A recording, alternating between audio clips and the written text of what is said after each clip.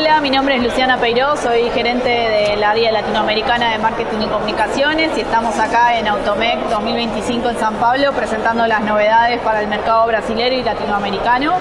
Bueno, acá van a poder encontrar y ver las líneas a las que estamos poniendo más foco, que son la línea de rodamientos pesados y también kit de distribución de cadena y de correas.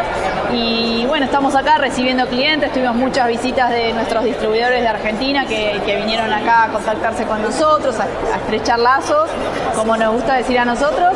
Y también tenemos la presencia del director global del mercado automotriz de reposición acá en Brasil, que es Olaf Henning, que nos está visitando y acompañando estos días de feria.